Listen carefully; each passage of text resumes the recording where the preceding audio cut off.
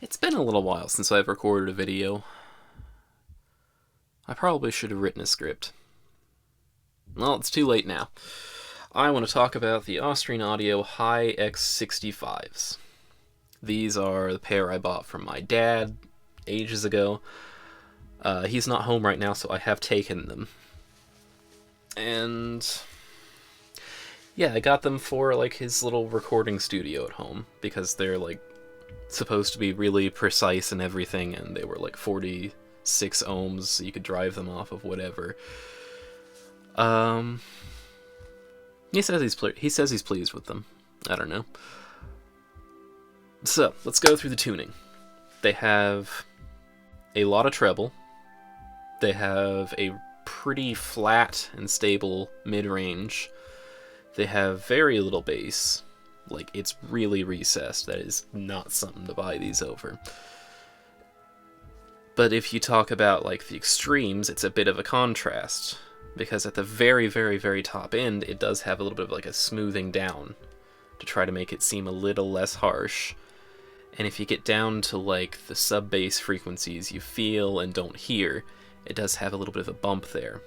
So it's odd. The very, very trebly profile with like those little details off of something that's way bassier. If that sounds familiar, that is because it is almost the same as the HI-X60s.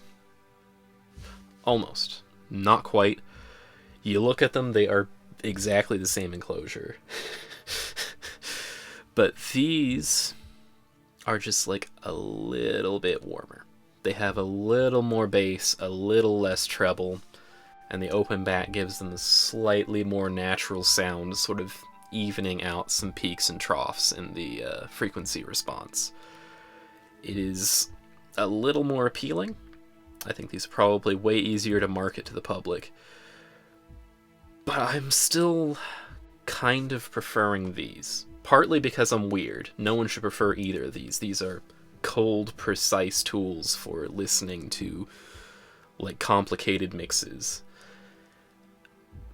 But these, they have a pretty wild amount of treble clarity for being closed back and providing a little bit of noise insulation. You don't get any of that at all with these.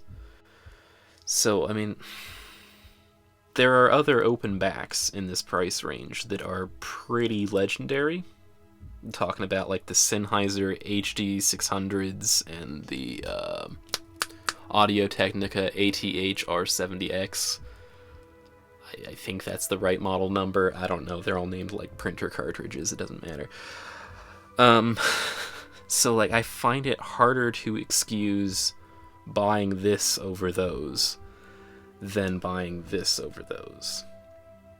Even though this is definitely a little bit harsher, just that privacy factor and the ability to sort of shield yourself from a little bit of noise while still having that clarity is pretty notable to me.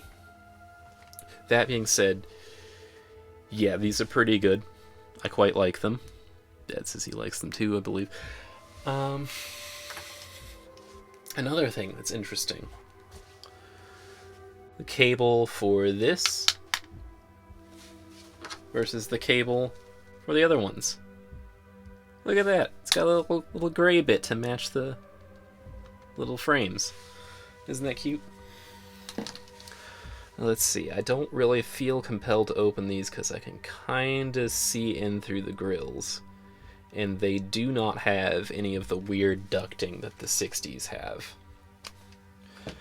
Which, again, makes it really interesting to me that they sound as similar as they do. Because really, they are, like, for the same role, I feel like. But yeah, these are...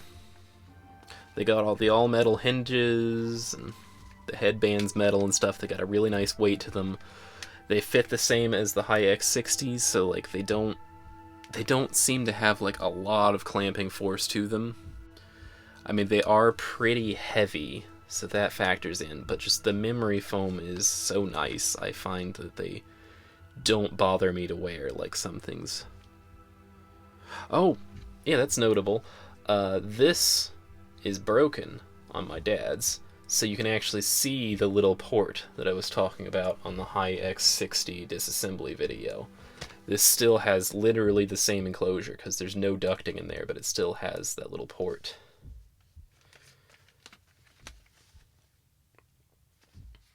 So yeah, thank you for watching.